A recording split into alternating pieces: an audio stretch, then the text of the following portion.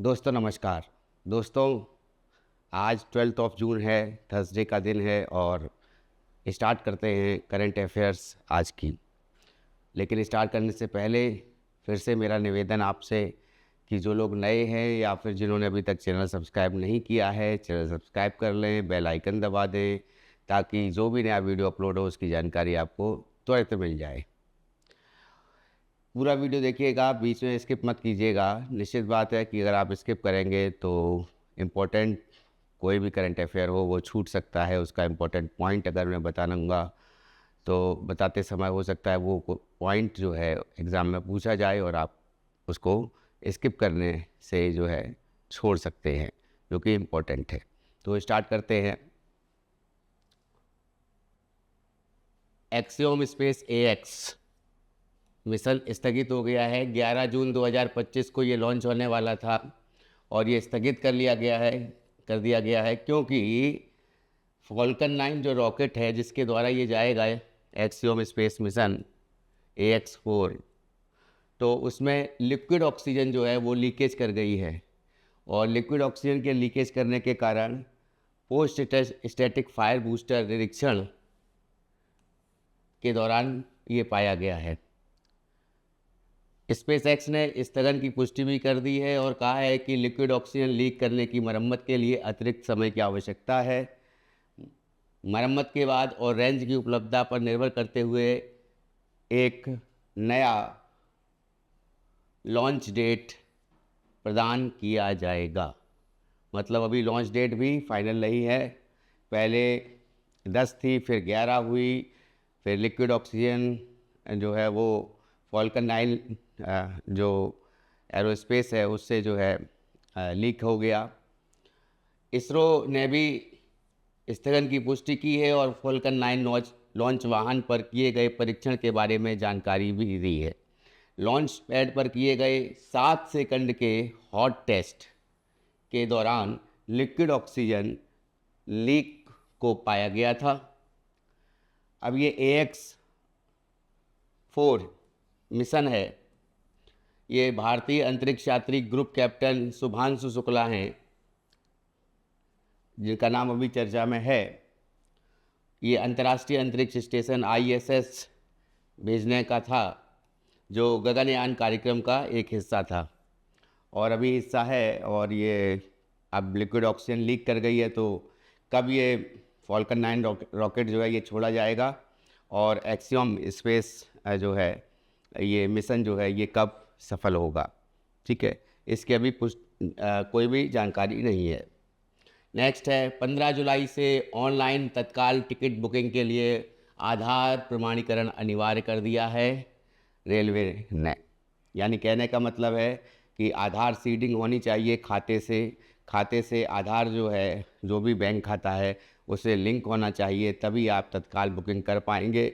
OTP के माध्यम से ये 15 जुलाई से स्टार्ट होगा और इसके बारे में जानते हैं।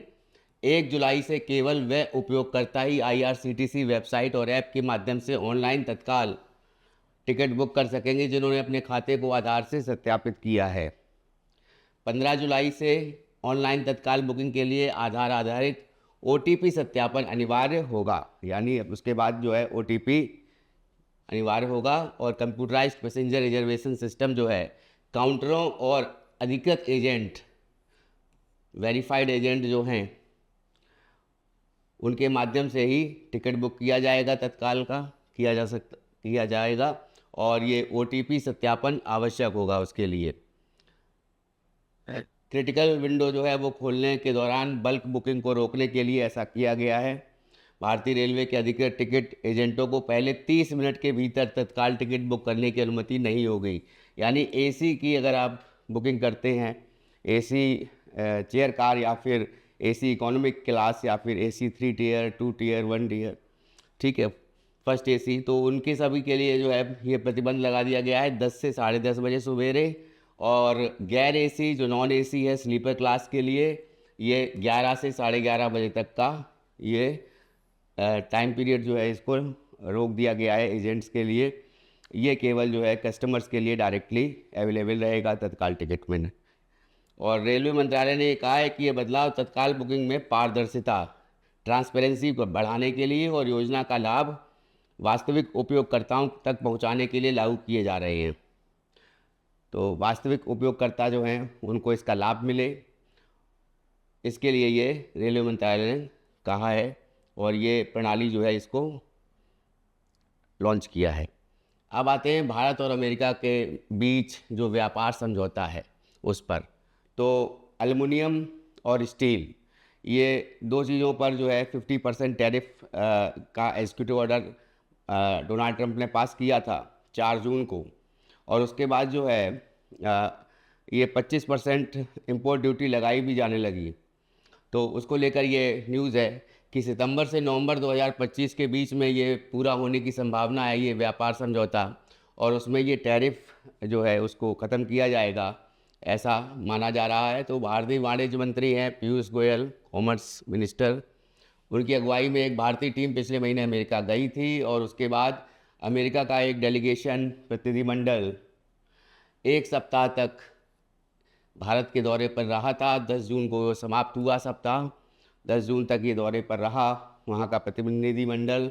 और भारत की प्रमुख समस्या अमेरिका द्वारा स्टील और एल्युमिनियम पर लगाए गए शुल्क की है, आयात शुल्क की है, जो मार्च में धातुओं पर आयात शुल्क को 25% तक बढ़ा दिया गया था। अमेरिका पक्ष चाहता है कि भारत अपनी कृषि बाजार को बहुत ही अधिक खोले, यानी कि कृषि बाजार जो है उसको खोले, उसमें जो है विपणन को बढ़ावा दे, यानी मार्केटिंग को बढ़ावा दे। और उसके लिए जो है, लेकिन भारत जो है वो अपनी सीमाओं के भीतर रहकर अपने किसानों की सुरक्षा भी करना चाहता है। निश्चित बात है, एमएसपी की बात होगी, प्रोक्योरमेंट प्राइस की बात होगी। तो अगर ये अमेरिका के लिए या फिर विदेश में किसी के भी लिए कृषि बाज़ार अगर खोला जाता है तो उससे जो भी चीज़ें होंगी वो एक्सपोर्ट होंगी कृषि से संबंधित, और उसमें जो है जहाँ पर भी ये एक्सपोर्ट होंगी वहाँ पर हमें उसका लाभ नहीं मिलेगा, और इससे जो है हमारे किसानों को घाटा होगा। तो जुलाई 9 का समय सीमा महत्वपूर्ण है, 9 जुलाई की समय सीमा महत्वपूर्ण है, क्योंकि यह वही दिन है जब ट्रंप द्वारा लिबरेशन डे शुल्क वृद्धि पर 90 दिनों तक का स्थगन अवधि समाप्त हो रही है, यानी 90 डेज हो जाएंगे तो एग्जीक्यूटिव ऑर्डर अपने आप ये हट जाएगा। ठीक है, नेक्स्ट आते हैं। घरेलू रक्षा उत्पादन में रिकॉर्ड वृद्धि हुई है, हाल ही में डाटा ये आया है। ऑपरेशन सिंदूर के बाद रक्षा क्षेत्र को बढ़ावा मिला है। भारत की घरेलू रक्षा क्षमताओं पर भरोसा बढ़ा है और रक्षा कंपनियों के शेयरों में तेज उछाल देखा गया है। फाइनेंशियल ईयर 2024 में भारत का रक्षा उत्पादन 1.3 लाख करोड़ तक पहुंचा था, और पिछले साल ये 17% अधिक है पिछले साल से, और लगातार दूसरा साल है जब उत्पादन 1 लाख करोड़ को पार कर गया है। पिछले 2 वित्तीय वर्षों में भारत का रक्षा निर्यात कितना रहा था? 20,000 करोड़ से अधिक रहा था, और चालू वित्त वर्ष में, यानी कि ये जो फाइनेंशियल ईयर चल रहा है, इसमें निर्यात का लक्ष्य रखा गया है एक्सपोर्ट का 30,000 करोड़। फाइनेंशियल ईयर 2017 से लेकर 24 तक के बीच में कुल उत्पादन में निजी कंपनियों की हिस्सेदारी जो थी वो 20% रही थी। 2025 में ये बढ़कर 4% और बढ़ गई है, 24% हो गई है। और ये एमएसएमई सेक्टर में भी 13,000 करोड़ की खरीद हुई है, जो तय लक्ष्य से दोगुनी है। नेक्स्ट आते हैं। सुधा मूर्ति को justice KS. Hegde charitable foundation award 2025 से इनको सम्मानित किया गया है। सुधा मूर्ति जो है ये इन्फोसिस जो कंपनी है नारायण मूर्ति की, तो नारायण मूर्ति की ये मिसेस हैं और लेखक भी हैं, समाज सेवी भी हैं, राज्यसभा की सदस्य भी बनी थी सुधा मूर्ति। 2025 में justice KS. Hegde charitable foundation award इनको मिला है, सम्मानित किया गया है इससे। और ये समारोह जो है ये बेंगलोर की एक संस्था है निटे मीनाक्षी इंस्टीट्यूट ऑफ टेक्नोलॉजी, इसके परिसर में आयोजित किया गया। निटे एजुकेशन ट्रस्ट के अध्यक्ष और निटे विश्वविद्यालय के चांसलर हैं एन विनया हेगड़े। एन विनया हेगड़े ने सुधा मूर्ति की सेवा और ग्रामीण विकास के प्रति उनकी प्रतिबद्धता की सराहना की है। अच्छा, ये फाउंडेशन जो है कर्नाटक के सुप्रीम कोर्ट के पूर्व न्यायाधीश रहे हैं और लोकसभा के पूर्व स्पीकर रहे हैं के एस हेगड़े, जस्टिस के एस हेगड़े, इनकी याद में स्थापित किया गया था। और ये फाउंडेशन हर साल 11 जून को समाज के लिए योगदान करने वाले व्यक्तियों को ये सम्मानित करता है। ठीक है, तो इस बार का के S Hegde charitable foundation award जो है वो सुधा मूर्ति को मिला है 2025 का।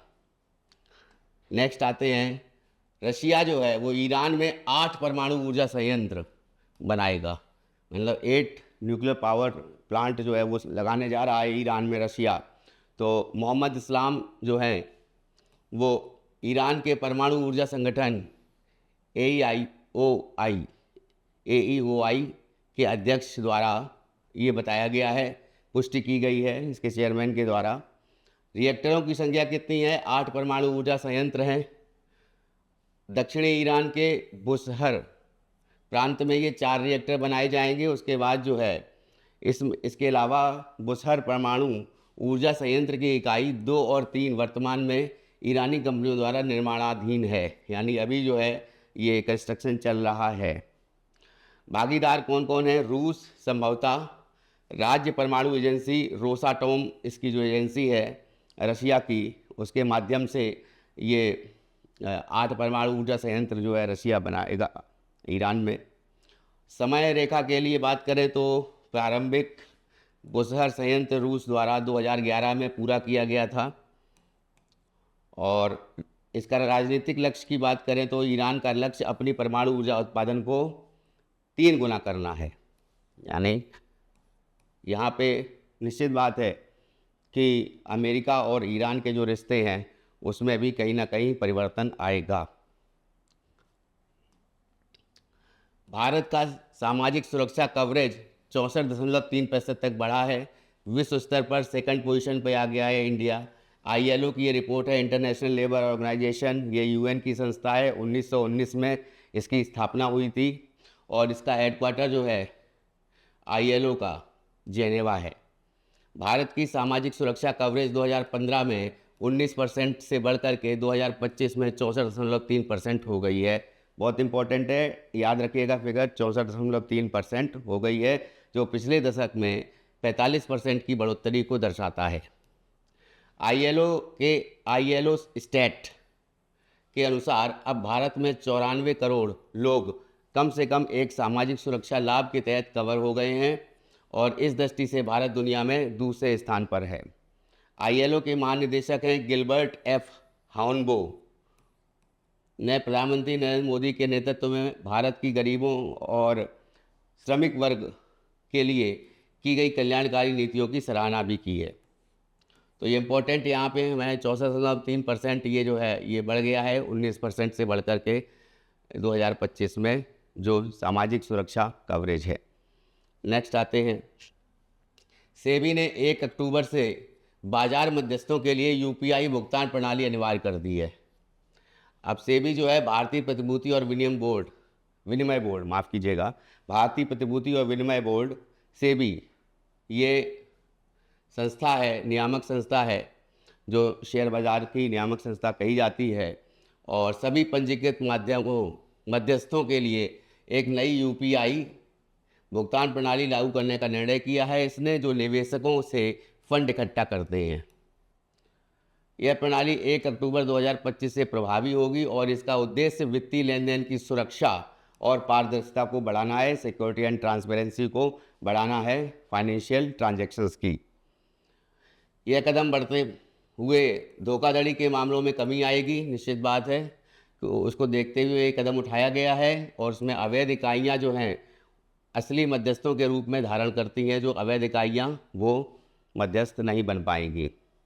तो सेबी का एक नया टूल सेबी चेक ये लॉन्च किया गया है, जिसके माध्यम से निवेशक UPI ID के तहत जो है सदस्यता की जांच कर सकते हैं और यह QR कोड स्कैन या मैनुअल रूप से UPI ID दर्ज करके बैंक विवरणों की पुष्टि करने की सुविधा देगा। यानी जो भी ट्रांजैक्शंस होंगे उनका जो है पूरी तरह से ट्रांसपेरेंसी रहेगी। इस कदम का उद्देश्य निवेशकों को सुरक्षित और विश्वसनीय लेन देन प्रदान करना है। तो मोस्ट इम्पॉर्टेंट है, 1 अक्टूबर से सेबी जो है वो बाजार मध्यस्थों के लिए यूपीआई भुगतान प्रणाली अनिवार्य कर रहा है। उसके बाद आते हैं नेक्स्ट न्यूज़ पर, मोदी का नीति शास्त्र, दुनिया उनकी मुट्ठी में, मोदीज नीति शास्त्र, द वर्ल्ड हिज ऑयस्टर। ये जो है किताब का नाम है, जो किताब लिखी गई है मोदी जी के लिए, और उनके पिछले 11 वर्षों की जो कार्यकाल रहा है उसमें जो भी कानूनी सुधार हुए हैं उसको लेकर के ये किताब लिखी हुई है, और इसको कानूनी क्रांति के नाम से बताया है इस किताब के लेखक ने, जो कि डॉक्टर आदित्य सिंह अग्रवाल हैं। तो यह किताब प्रधानमंत्री नरेंद्र मोदी के नेतृत्व में भारत के कानून सुधारों और 11 वर्षों की यात्रा के विस्तार को देखती है। किताब में मोदी जी के शासनकाल के लिए कानूनी सुधारों को कानूनी क्रांति के रूप में प्रस्तुत किया गया है। यह किताब कानूनी ढांचे के विकास और आधुनिकीकरण के पर ध्यान केंद्रित करती है, जो मोदी जी के नेतृत्व में हुआ है। इस किताब को वरिष्ठ अधिवक्ता डॉक्टर आदित्य सिंह अग्रवाल के द्वारा लिखा गया है, जो सुप्रीम कोर्ट बार एसोसिएशन के पूर्व अध्यक्ष रहे हैं और ऑल इंडिया बार एसोसिएशन के भी वर्तमान अध्यक्ष हैं। करंट में ये चेयरमैन हैं ऑल इंडिया बार एसोसिएशन के। मोदी जी के नेतृत्व में भारत पर्यावरणीय स्थिरता, डिजिटल इंफ्रास्ट्रक्चर, वित्तीय प्रौद्योगिकी के क्षेत्रों में प्रगतिशील कानूनों के निर्माण में अग्रणी बना है, ऐसा कहा गया है लेखक के द्वारा। और लेखक का नाम क्या है इस किताब की? डॉक्टर आदित्य सिंह अग्रवाल। याद रखिएगा, किताब का नाम है मोदीज नीति शास्त्र, द वर्ल्ड हिज ऑयस्टर, दुनिया उनकी मुट्ठी में, मोदी का नीति शास्त्र। नेक्स्ट है लेफ्टिनेंट कमांडर यशस्वी सोलंकी। बहुत इंपॉर्टेंट न्यूज़ है, याद रखिएगा, नेवी से है ये यशस्वी सोलंकी, और ये राष्ट्रपति की पहली महिला नौसेना सहयोगी बनी हैं, एडीसी बनी हैं। तो भारतीय नौसेना की लेफ्टिनेंट कमांडर यशस्वी सोलंकी को राष्ट्रपति का एट डी कैंप एडीसी नियुक्त किया गया है। टोटल कितने एडीसी होते हैं राष्ट्रपति के लिए? 5 एडीसी होते हैं, उसमें 3 जो होते हैं वो आर्मी से होते हैं, 1 एयरफोर्स से होता है और 1 जो है वो नेवी से होते हैं। तो इसमें जो है यशस्वी सोलंकी का नाम आया, ये पहली महिला बनी है, याद रखिएगा, जो नौसेना से हैं और एडीसी बनी है किसकी? राष्ट्रपति की। तो राष्ट्रपति को 5 एडीसी दिए जाते हैं, 3 थल सेना से, 1 वायुसेना से और 1 नौसेना से होता है। इसके लिए राष्ट्रपति खुद ही अफसरों का चयन करते हैं। यशस्वी सोलंकी कहाँ से हैं? हरियाणा की रहने वाली हैं। 2012 में उन्होंने शॉर्ट सर्विस कमीशन के तहत नौसेना को लॉजिस्टिक ब्रांच को ज्वाइन किया था और 5 से 7 साल तक वहाँ पर सर्विस करी, और उसके बाद जो है उनको एडीसी बनाया गया है राष्ट्रपति का। ठीक है, नेक्स्ट आते हैं कैटरीना कैफ। इनको मालदीव के लिए वैश्विक पर्यटन राजदूत नियुक्त किया गया है। तो पर्यटन और कूटनीति के क्षेत्र में राजनीतिक कदम उठाते हुए बॉलीवुड अभिनेत्री कैटरीना कैफ को मालदीव का वैश्विक पर्यटन राजदूत नियुक्त किया गया है। प्रधानमंत्री मोदी जी ने द्वीप राष्ट्र मालदीव की निर्धारित यात्रा से कुछ सप्ताह पहले Maldives marketing and public relations corporation ने घोषणा की थी। यह पहल का उद्देश्य क्या है? इस पहल का कि मालदीव की एक लग्जरी यात्रा गंतव्य के रूप में पहचान बढ़ाना है, मतलब टूरिज़्म को जो है वो प्रमोट करना है मालदीव की, और ख़ासकर भारतीय और वैश्विक दर्शकों के बीच ऐसे समय में जब द्विपक्षीय संबंधों में नई गति देखी जा रही है। अच्छा, यहाँ पर एक इम्पॉर्टेंट बात कि मान लीजिए लक्षद्वीप यहाँ पर है, ये लक्षद्वीप है, और लक्षद्वीप के नीचे जो है मिनिकॉय है, मिनिकॉय के पास में यहाँ तीसरा जो है वो है मालदीव। अब ये जो लक्षद्वीप और मिनिकॉय के बीच में जो रेखा गई है, या कह सकते हैं कि जो बॉर्डर लाइन है, उसको 9 डिग्री चैनल बोलते हैं। मिनिकॉय और मालदीव के बीच में जो बॉर्डर लाइन है उसको 8 डिग्री चैनल बोलते हैं, और 10 डिग्री चैनल जो है वो अंडमान और निकोबार को अलग करता है। नेक्स्ट आते हैं, श्रीलंका में पोषण पोया पर्व मनाया गया है। ये पोषण पोया पर्व जो है ये 2000 साल जो है पहले बौद्ध धर्म के आगमन की ऐतिहासिक घटना को चिन्हित करता है। अब इसमें क्या है कि ये श्रीलंका में जो है 2000 साल पहले की बौद्ध धर्म के आगमन की ऐतिहासिक घटना को चिन्हित करता है। यह पर्व अरहद महिंदा महेंद्र प्रथम को भी बोल सकते हैं हम, द्वारा राजा देवानप्रिय प्रियदर्शी या तिस्सा, तो देवानप्रिय प्रियदर्शी नाम आता है जहाँतर अशोक का, तो मास्की और गुर्जरा केवल यही 2 शिलालेख हैं जहाँ पर अशोक नाम आता है, नहीं तो सभी जगह पर अशोक के शिलालेखों पर जो भी शिलालेख हैं 14 शिलालेख, उनमें सबसे ज़्यादा नाम जो है देवानप्रिय प्रियदर्शी ही आता है। ठीक है, और सबसे पहले अभिलेखों को किसने पढ़ा था अशोक के? जेम्स प्रिंसिप ने पढ़ा था, याद रखिएगा। तो देवानप्रिय प्रियदर्शी को मिहिन ताले में दिया गया पहला उपदेश याद करता है ये, और श्रीलंका में बौद्ध धर्म के आगमन को दर्शाता है। हजारों भक्त मेहनताले पहाड़ी है, वहाँ पर मेहनताले पहाड़ी और अन्य पवित्र स्थलों जैसे अनुराधापुर और में एकत्र होते हैं, और इस उत्सव का केंद्र है ये अनुराधापुर, इम्पोर्टेंट सिटी है। राष्ट्रपति अनुरा कुमारा डिस्सानायके ने राष्ट्र को संबोधित करते हुए एकता और नैतिक पुनर्निर्माण को राष्ट्रीय परिवर्तन का मार्ग बताया है। ठीक है, फिर भारतीय उच्चायोग ने कोलंबो के राष्ट्रीय संग्रहालय, जो वहाँ का म्यूज़ियम है, नेशनल म्यूज़ियम है कोलंबो का, वहाँ पर भारतीय बौद्ध धरोहर पर एक प्रदर्शनी का भी आयोजन किया है। एक प्रदर्शनी भी आयोजित की गई है वहाँ पर। और पोषण सप्ताह जो है, इसके दौरान अनुराधापुर और मेहनताले के बीच में मुफ्त ट्रेन सेवाएं भी चल रही हैं, और इसके अलावा कोलंबो फोर्ट और अनुराधापुर के बीच में विशेष सेवाएं भी उपलब्ध हैं। यानी कि इसके लिए जो है ये 2000 साल पहले ये बौद्ध धर्म का आगमन हुआ था। और जैसा कि हम लोग जानते हैं कि श्रीलंका में सबसे पहले जो है संघमित्रा और महेंद्र को जो है भेजा गया था श्रीलंका में अशोक के द्वारा बौद्ध धर्म को फैलाने के लिए। ठीक है, मोगली पुत्र तिस्सा जो हैं, या कुछ कह सकते हैं कि जिनको उपगुप्त कहा गया है, उनके द्वारा जो है अशोक ने बौद्ध धर्म स्वीकार किया था।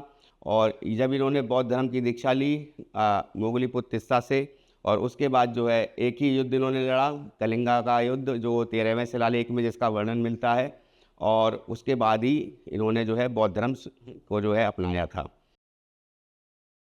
तो ये इम्पोर्टेंट जो न्यूज़ थी वो आज की मैंने आपको बताई, और नेक्स्ट डे की न्यूज़ भी आपको और ज़्यादा बढ़ा के बताऊंगा। कोशिश करूंगा कि ज़्यादा से ज़्यादा न्यूज़ जो है आपको बताई जाए, और मल्टीपल चॉइस क्वेश्चन के माध्यम से भी या वन लाइनर के माध्यम से भी मैं आप तक जो है खबरें पहुंचाता रहूंगा।